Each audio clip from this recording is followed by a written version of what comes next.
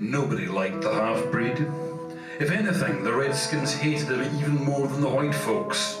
There were posters nailed up in sheriff's offices throughout the territories calling for Jonah Thundercloud to be brought in, dead or alive.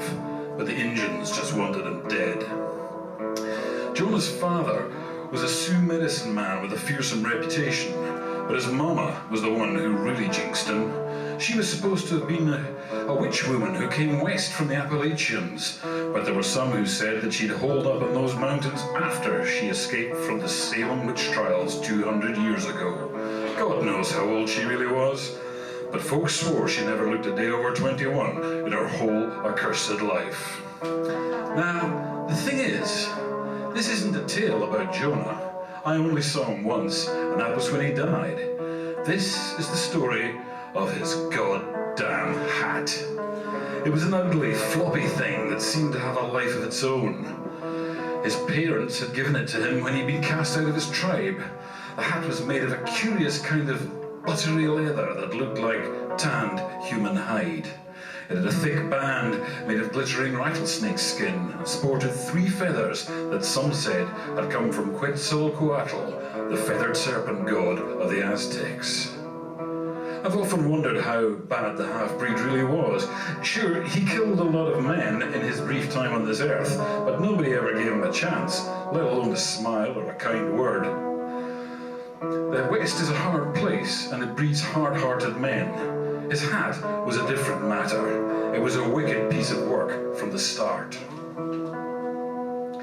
The man who killed Jonah was undoubtedly an evil son of a bitch. Earl Waxman not only earned his living with his guns, he took an unholy pleasure in it. He'd been tracking the half-breed for months, determined to claim the bounty on Thundercloud's head, and they settled it in Tombstone. Now, the people I talked to didn't think Waxman had a chance against the younger man in a fair fight. The half-breed was faster than anyone they'd ever seen. But just as the two were about to draw, a gust of wind blew the hat off Jonah's head. Well, that's what it sure looked like to me, but there wasn't a breath of air in Tombstone that day. From where I was standing on the boardwalk, it seemed to me as if the damn thing had just decided to take off and fly away. Jonah looked confused and kept looking that way even after Earl Waxman plugged him right between the eyes. Then the gunslinger sauntered down Main Street, stepping over the half-breed's corpse, and caught the hat as it floated down. After that, the word was that Waxman kept the thing as a trophy, but wouldn't wear it because it was too small for his big fat head. The funny thing was, the hat fitted him well enough a few weeks later, so either it had stretched or his noggin had shrunk. This little mystery became academic when it slipped over his eyes during a gunfight. They buried him on Boot Hill, right next to Jonah. The next time I saw the hat was in a barroom in Laramie. It was sitting on an empty stool, like it was minding its own business. I soon knew better than that. "Excuse me, Pilgrim," I said to the man propped up beside it. "Is this here stool taken?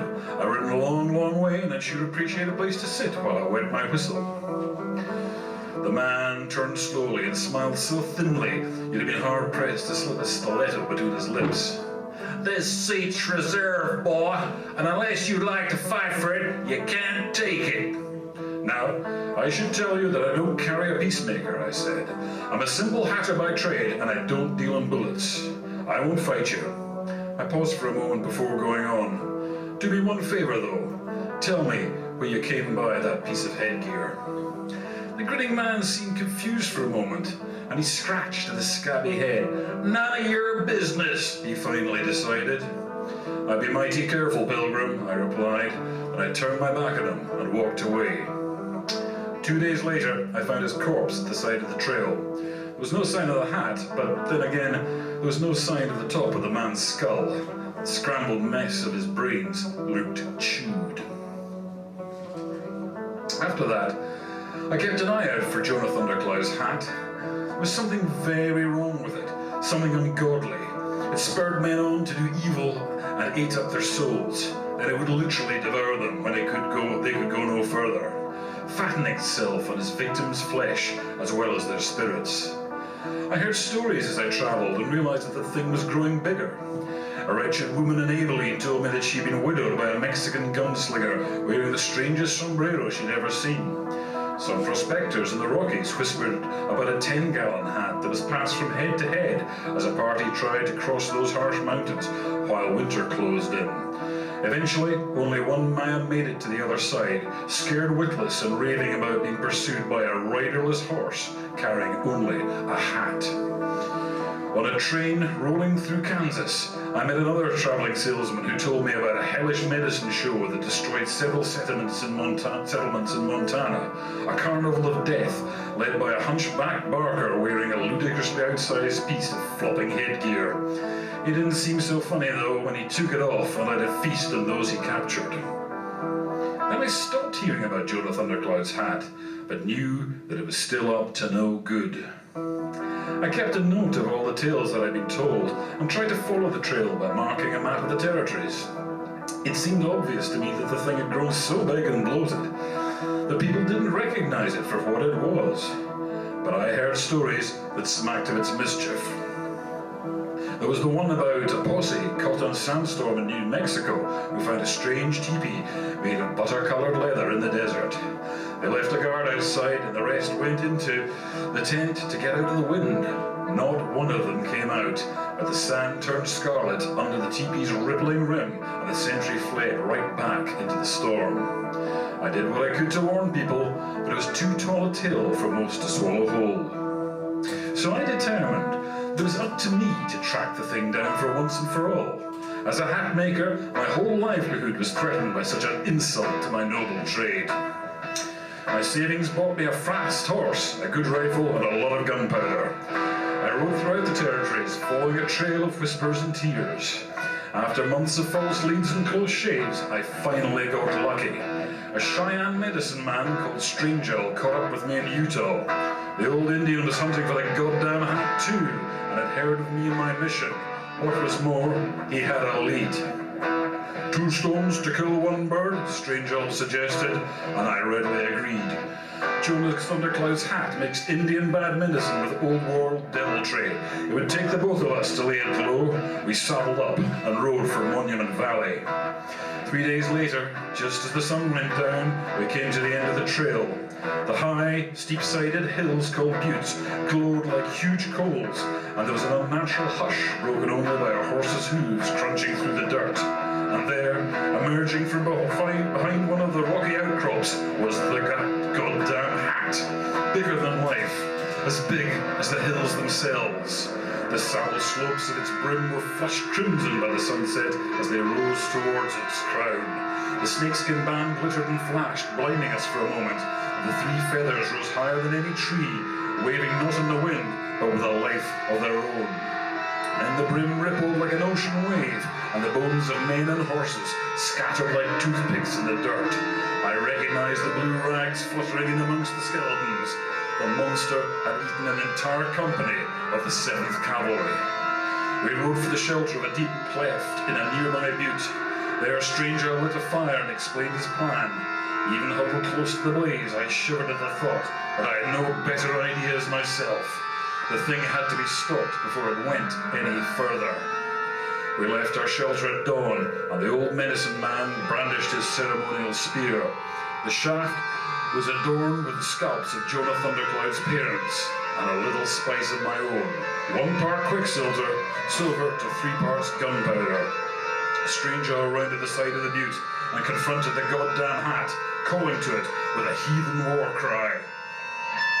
I lit the makeshift fuse with my tinderbox, and my companion flung his spear straight up into the sky with unnatural strength. Powerful medicine carried the lance out of sight and into the clouds. The hat let loose a hideous rumble and lurched towards us. Then my charge went off with a bang big enough to wake the dead, and the clouds began to boil. The monstrosity halted, throwing up a fountain of dirt. As the cumuli condensed into a thunderhead, a storm cloud wearing Jonah's angry face. Lightning bolts discharged around the hat, and then thunder rolled, a thunderclap that spoke. "Why have you called me back?" "Because you left something of yourself behind," Strangeowl bellowed into the storm. "What of it?" It is a curse on this land. It was a curse on me as well. That hat promised me the world, but its assurances were lies. It gave me power, but it took it back. But it took my life as well. Then have your vengeance, I shouted into the wind. In the name of the Heavenly Father, or the Great Spirit, in the names of the folk it is destroyed, or simply yourself. And the black cloud seemed to smile. Lightning forked, it split again, as the thunderhead scribbled a great electrical body into being. Then two vast crackling hands reached out, clasping the crisping flesh of the hat, and Jonah donned his headgear for the final time. Strange Owl and I watched as Thundercloud's ghost stalked off into the south, his screaming hat burning on his billowing head, and his lightning bolt legs leaving smoking tracks behind him. Now, some folks say that the mercury I use in my trade has addled my brains, and that they'll eat their hats if this tale is true. Pilgrims, think what you will, but beware unless your hat eats you. Remember, friends, all my wares are guaranteed to stay in their place and behave themselves as they should.